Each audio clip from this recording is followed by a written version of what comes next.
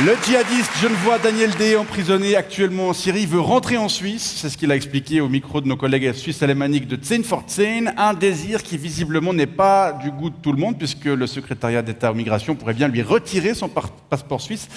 Marc-Antoine Pougnier, bonsoir. Bismillah, bonsoir. Vous êtes genevois et vous êtes vous aussi parti faire le djihad en Syrie. C'était en 2015, je crois. Effectivement, je suis parti faire la guerre sainte avec mes frères du califat.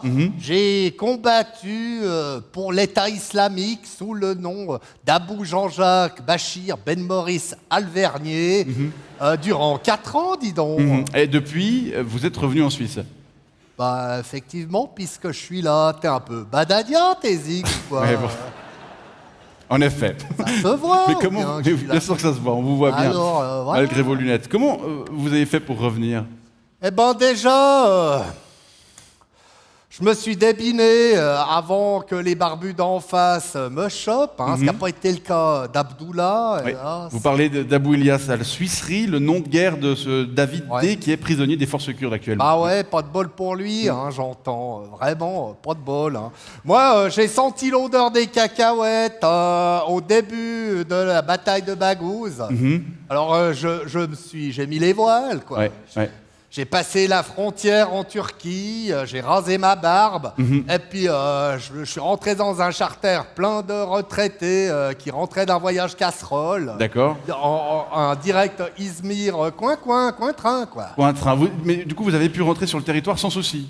Bah oui, parce que contrairement aux autres combattants suisses qui sont partis, je suis pas binational, moi. Oui. J'ai le passeport à Croix-Blanche, j'ai que celui-là, donc ils pouvaient pas tellement me laisser dehors, à la porte. Ouais, c'est vrai. Et c'est vrai que plusieurs voix s'élèvent contre le retour de ces ressortissants suisses binationaux, notamment au sein de l'UDC. Ouais, alors ils sont gonflés un petit peu, les gaillards. À l'UDC, là, Pourquoi ils sont franchement, c'est qui leur a donné leur victoire éclatante en 2015 aux élections Eh ben, c'est nous, et la pétoche qu'on a foutue à tous leurs électeurs. Alors, je trouve que franchement, ils pourraient quand même nous laisser rentrer dans le pays. Ce serait juste un tout petit peu de reconnaissance de leur part. Ouais. Je veux dire, ils vont au moins faire les marioles cette année, alors qu'on s'est fait taper sur la gueule. Bon, ça c'est ce qu'on verra. Mais l'État islamique, c'est terminé, selon vous?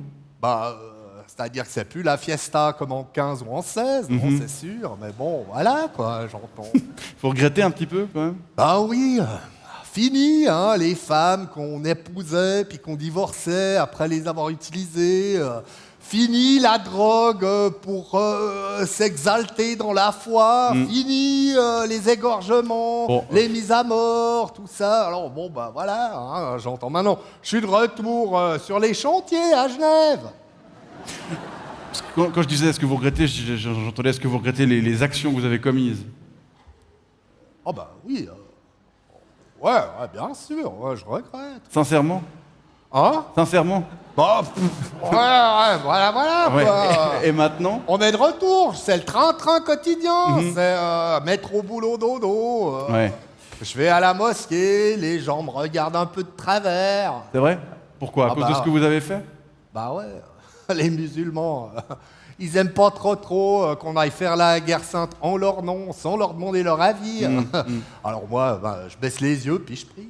Ouais. Et puis le travail, vous parlez du travail, vous avez retrouvé un... Ouais, c'est fatigant. Moi, je suis maçon. Alors, vous voyez, porter des sacs de ciment en haut des immeubles, c'est un petit peu moins fun que de pousser des tafioles en bas.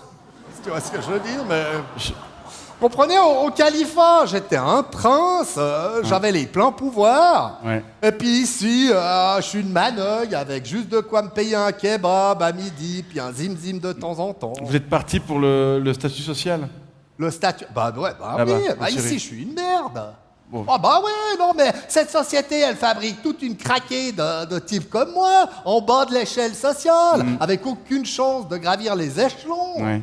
Je peux dire, il n'y a pas tant de banquiers privés ou de cadres supérieurs dans les assurances qui sont partis en Syrie. Non, c'est des ouvriers, des chômeurs, des laissés pour compte qui sont partis.